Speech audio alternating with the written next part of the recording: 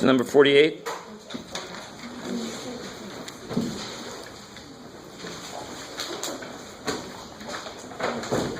So 48 in 9-4 is about mixed nuts. This is about right. Let's see. The nut house. How it would work. That's 10 kilograms mixture of cashews and pecans, or pecans, depending on where you're from, worth $8.40 per kilogram. So this mixture costs $8.40 a kilogram.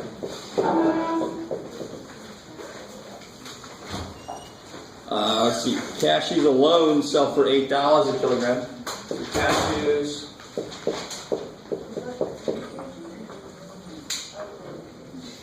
KG, yeah, kilogram. And pecans sell for $9. Pecans are more expensive. How many kilograms of each nut are in the mixture? So how many kilograms of cashews do we have? Beautiful, I love it. Nobody said we don't know. You say X. We have X kilograms. I know we have any. We have X. How many pecans do we have?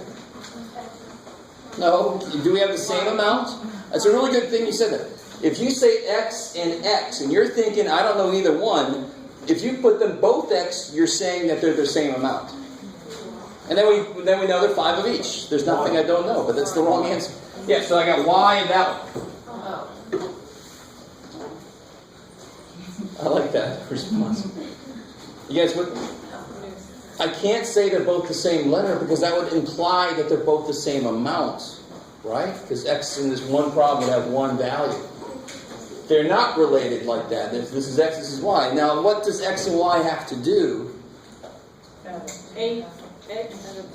Don't bring the money into it yet. The amount of cashews, the amount of pecans have to make 10 total, right? So that's one equation I've got is X plus Y equals. So you almost always will have one nice, easy equation. Variable plus variable plus variable equals something. Right? Now the second equation now, I want it to be all about money. Good. So the cashews, I have X kilograms of them. So how much total money does that cost? 8X. You guys with me? If I had 2 kilos, it'd be 8 times 2 is 16, right? $8 a kilogram. So I've got $8 a kilo times the number of kilos. Plus for pecans it would be 9Y. So money plus money equals how many kilograms of mix? 10 kilograms of mix. 840 kilograms per kilogram. So money, right? Amount times per kilogram. Amount times per kilogram. And then amount times per kilogram. You got to make it money, money, money. And then now what can you do? Yeah, you can do substitution, you can do elimination, you can do whatever you want to. You can graph it. I don't know if anybody would do it. So you can like multiply this one by -8, for example, right? To kill the x's. You could solve this for y and plug it in there, right? To do substitution method. Okay. I'm not going to do that. I'm going to let you do that. Who asked the question? Was the problem setting it up? Yes. Good. All right. That's where we're stopping. Oh, no, the problem was the second equation. I had the first one. All right. Cool. Now you got both. You can use a method on it. Okay. All right. Anything else from homework? No. Okay. So let's finish up section 9.5 real quick.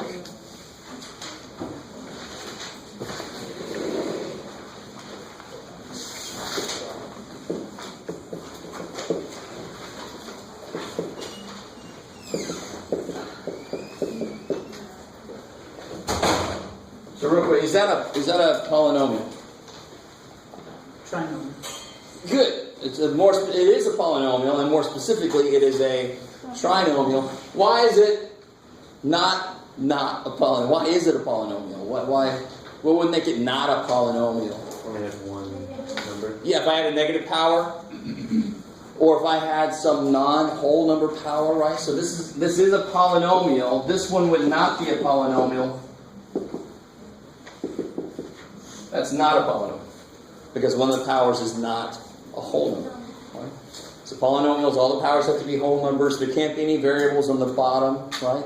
Because it's not allowed to freak out anywhere. It should be something that I can plug whatever the hell I want to in for all the variables. All right, good. So that's a trinomial. Because it's got 3 terms. Just 1 term. What's the degree?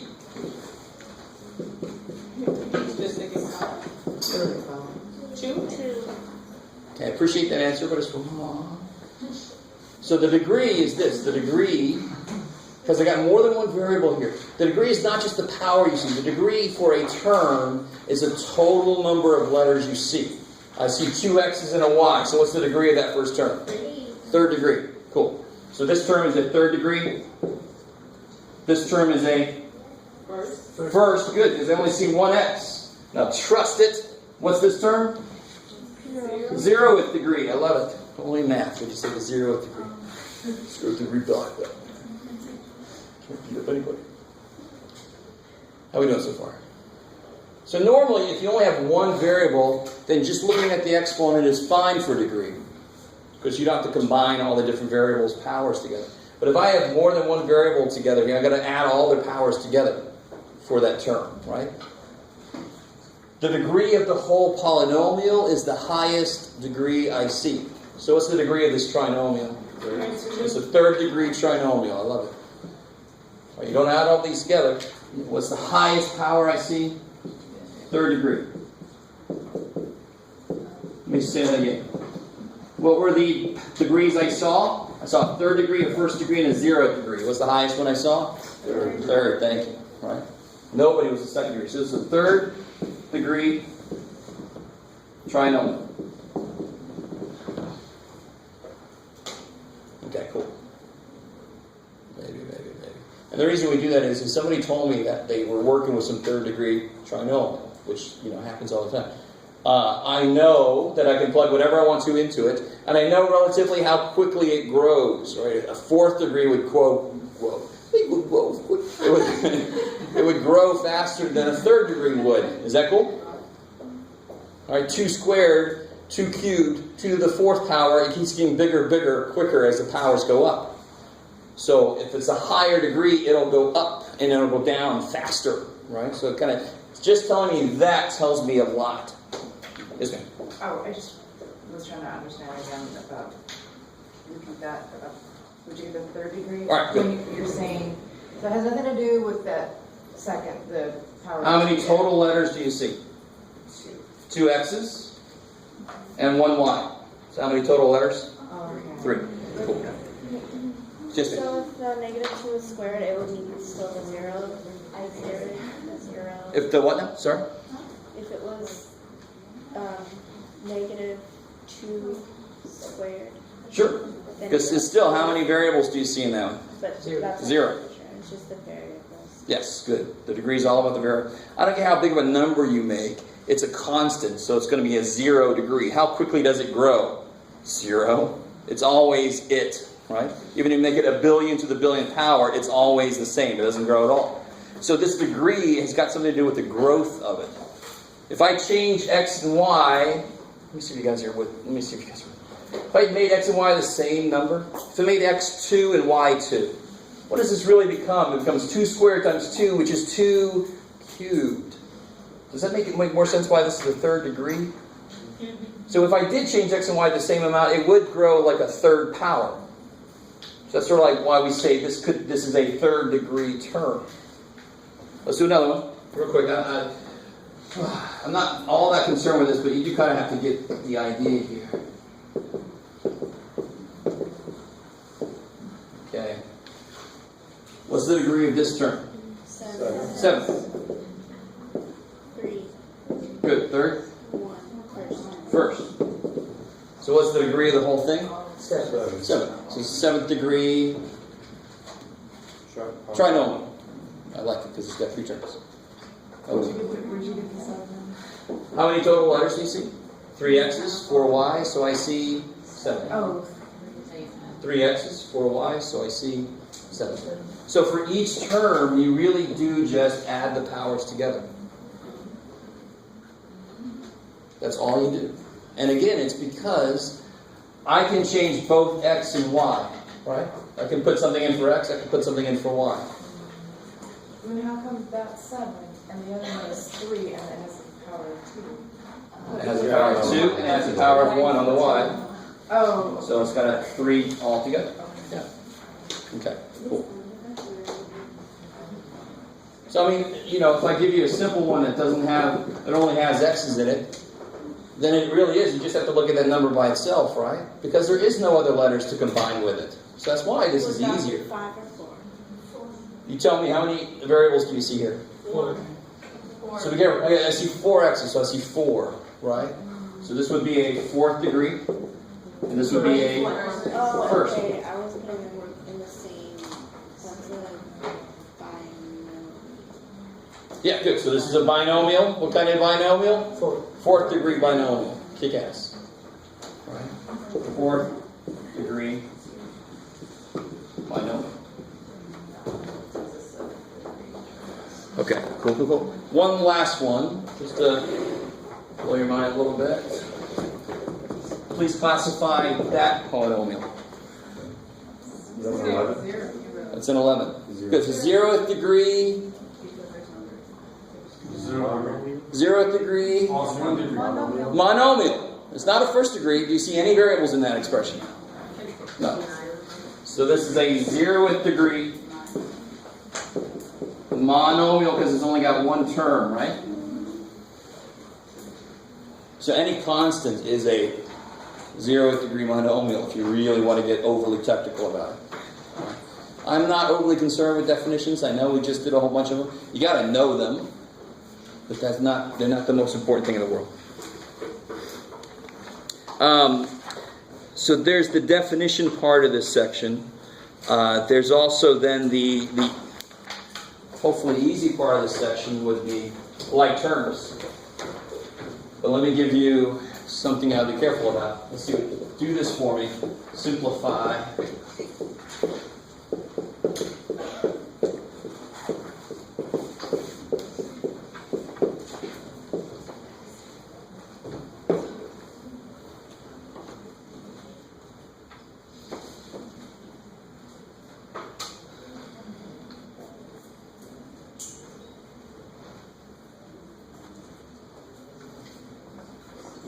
Simplify is the opposite of factor. So if you start with factor, just stop.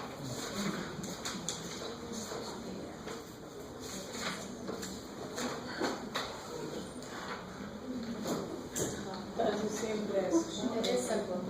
I like it. Good. Yeah. Good. Why is it simplified?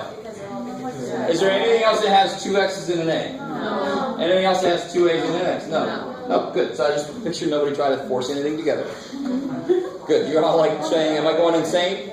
No. Stand up for you. Say, that's simplified already. Sweet. That's a perfect answer. Exactly the answer I want, and you will get problems like this. You with me? Now let's do one. I'll guarantee you that some of this will go together, okay? Better, Jeff.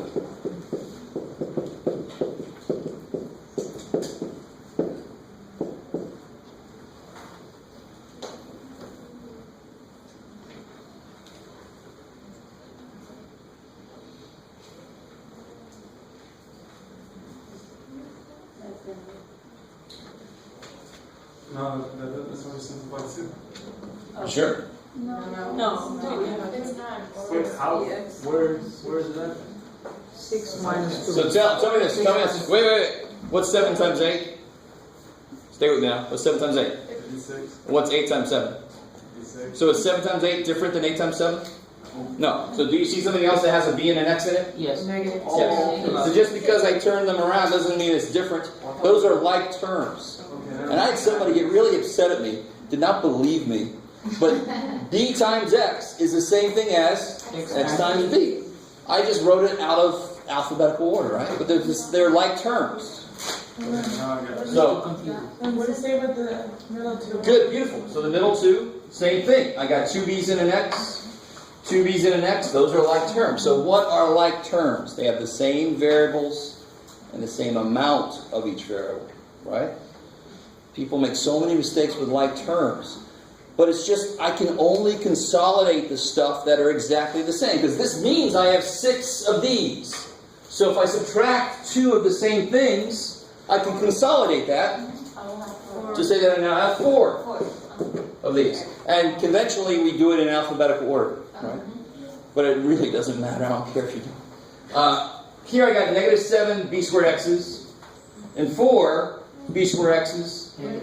So I got minus 3 b squared x's. Beautiful. And you have to put the square right there. What can you put at the end of it? It depends on which one you're doing. If you want to do descending order in B, then you have to put this first. But me, I would put the negative 1 second. It doesn't matter. Just so I don't have to write the plus on. sign. You know the 3b squared x, can you put the 2 at the behind the x? What is there 2 of? B's. B's. So if you put the 2 on the x, you've completely made it a different thing. Yeah. Okay. Good. You guys with me? Now, there are people that would actually do another step here. Somebody would tell me that this is obviously 1. I'm not really sure what they're saying. I think they'd say something like this, maybe. You see where that would come from? I don't see any of these here. Good, good. That is not good. You can't put these together unless they have the same variables and the same amount of each variable, right? And the only time that exponents would change, what are exponents based on? What operation? Multiplication. So the only time they would change is if you're multiplying or dividing. So adding and subtracting, you can't change. They've got to already be the same so that adding and subtracting can do something to them. You with me? Cool. So please don't make like term mistakes. What if it was just b squared minus b? Yeah, b squared minus b. Are they like terms? No. No. But b squared minus b squared, that's 0, yeah. Cool. Okay, good. And real quick, let me go even one step further than you thought I could. What's b squared times b? Say it one more time. b cubed. Good. 2 b's times another 1 b is now 3 b's in a chain, right? Come on now, we know. You with me? You with me? So notice this. Let me bring in one of our most hated things, fractions. I have to have like denominators when I'm adding and subtracting because I have to have like terms when I'm adding and subtracting. When I multiply, do I need like terms? No. So I don't need an LCD when I multiply or divide fractions. Exactly for this reason. You kind of with me? So I mean, if I had 1/9 minus 1/3, that's not 0/6, right? Do you see where that came from? Somebody just 1 minus 1 is 0, now minus 3 is 6. It's no good. This is 1/9 minus 1/3. Right? It's like 1b squared minus 1b. They're not like terms. But this, I could do something with this. I could do something else. Yeah, I can multiply this by 3, and now I got 1/9 minus 3/9. It's like 1b minus 3b's is negative 2b's. In this case, negative 2/9. Okay, good. So really, like denominators is related to like terms. You have to have like terms before you can add or subtract. Cool. Okay. Whose phone is that? I don't know. Somebody left his phone in the bag up here.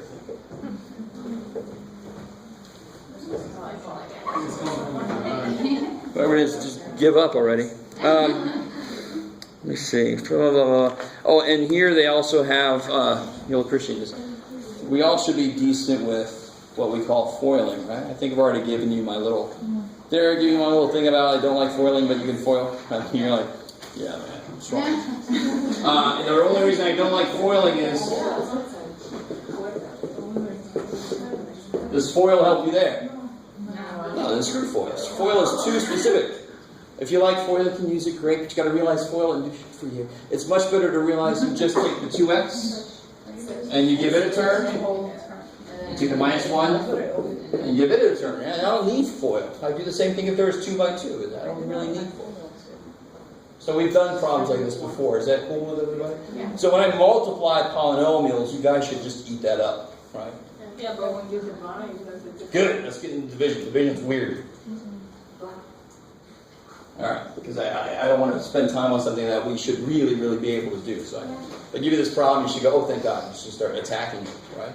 So here's where we get weird. Here's where I don't know if everybody's done this kind of thing before.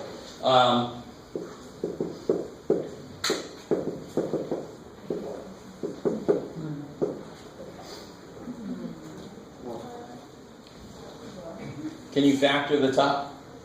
I'll cut to the chase. No, you can't. But I want you to do this division anyway. So you have to long divide this. Until you learn something called synthetic division,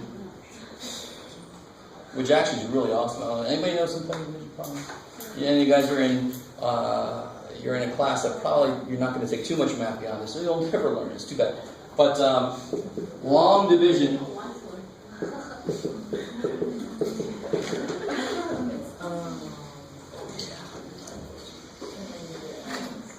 Yummy, yummy, yummy.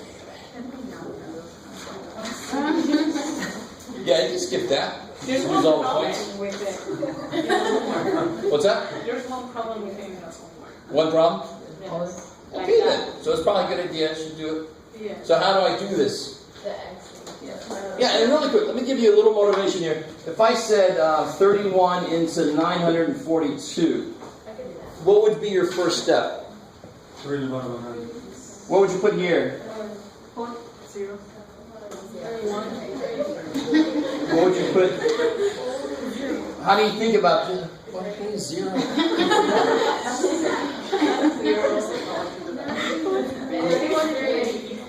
Yeah, why would you put a 3 there? And do you see how you really pay attention to this, right? Yes. You almost kind of forget about those for a second, right? In a way.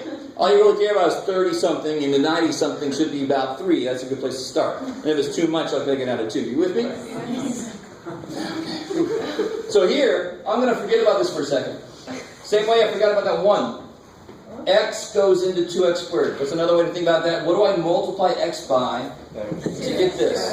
Well, x and 2. 2x times x is 2x squared, right?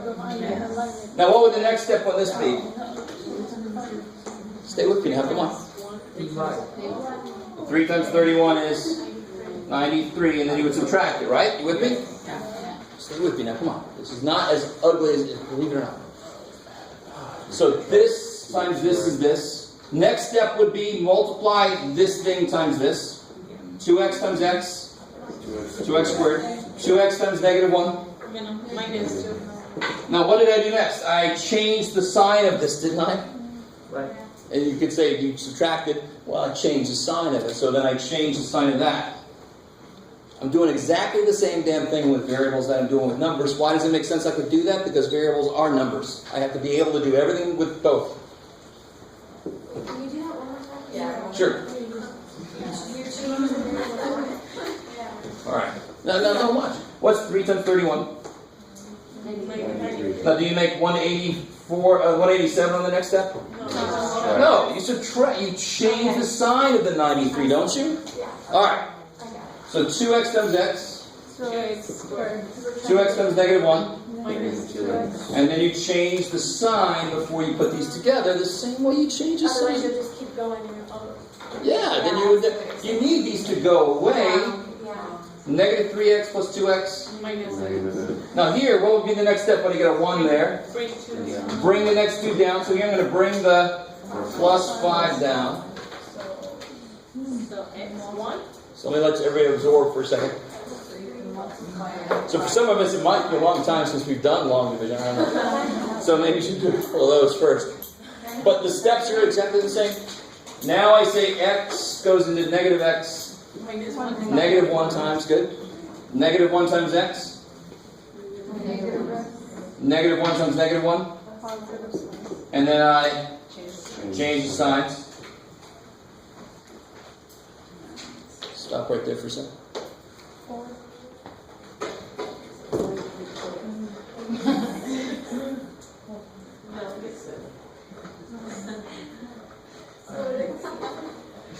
And then what do I get? I get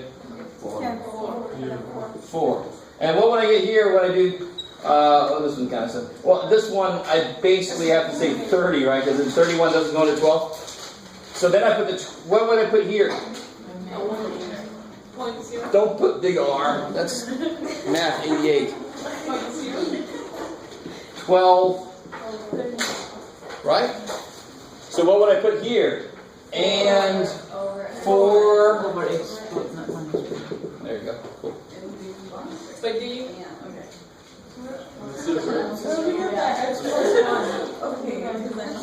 Well, negative 1 times x was negative x. Negative 1 times negative 1 was plus 1. And then I changed the signs. You change the sign there before you combine them, right? Yeah. Jeez. That time flew. All right, guys. People left already. You're going to miss this. Oh, there she goes. Don't forget on the website, I did hand out that factoring worksheet. So that's section 9.6. So we're going to get back in the factory next time and then try to get in chapter 10. Okay. Can we come to your office so we can do that? Yes, cool.